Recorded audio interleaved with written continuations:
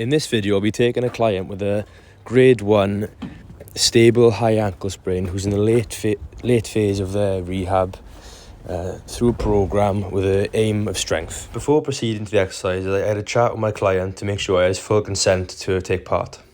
The first exercise we went through was a single leg calf raise. Resistant exercises targeting the calf muscles should be initiated as soon as pain allows. Strengthening these muscles ensures dynamic ankle stability and promotes optimal gait patterns. I made sure to give a clear demonstration of the exercise before making my client do it. I made sure to explain that he had to keep his feet close together for the duration of the exercise, to push off the front foot through the toes until it reached the maximal extension, and on the eccentric, I made sure he slowly descended every rep to make sure the calf stayed on tension. I had given him a rep range of 8 to 10 reps for 3 sets. I made sure after he completed this exercise to ask how it felt before moving on to the next exercise.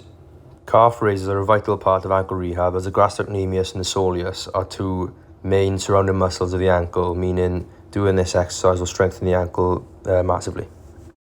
Completing the first exercise, we moved on to the regressions, the first of which being a double leg calf raise. Due to injury, I couldn't demonstrate this exercise, but I made sure my client got these points. The first one being keeping your legs close together so your calves can extend in a vertical manner. The second one being putting the weight through the toes to make sure your calves extend fully. And the final one being on the eccentric movement, make sure you lower it down slow so your calves stay under tension for a longer period of time. Make sure you get as much strength gain as possible. The rep range I gave for this exercise was 3 sets of 8 to 10 reps.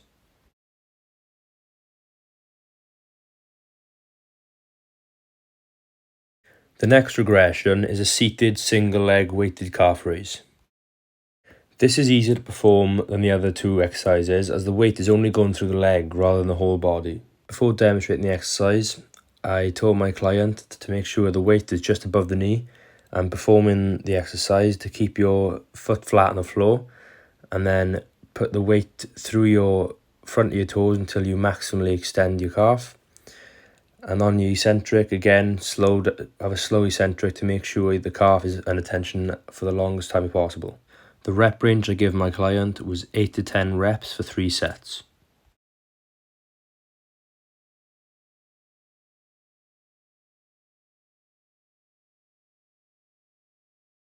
Next, we moved on to progressions, the first one of which being a single leg dumbbell calf raise.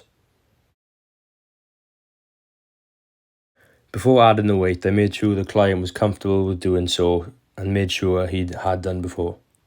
Before the demonstration, I gave the client these key points. The first one was to hold the dumbbell in the same hand as the leg that was working.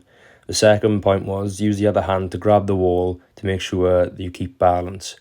The third point was to keep the legs close together and ensure that all your weight was going through the working leg, through the toes, into the full extension. With the addition of the weight, the gastrocnemius and the soleus need to work harder. And for this exercise, the client done 3 sets of 8 to 10 reps. My client was comfortable with the previous movement. We moved on to single leg elevated dumbbell calf raises. I explained to my client the coaching points for this exercise was to make sure the working heel drops below the box you're standing on. Another coaching point was to hold the dumbbell again in the same hand as the leg is working and hold on to the wall or pole with a resting hand to make sure balance is maintained. Again, I set my client 8 to 10 reps for 3 sets for this exercise, and we can vary the weight depending on how the client felt from the first and second set.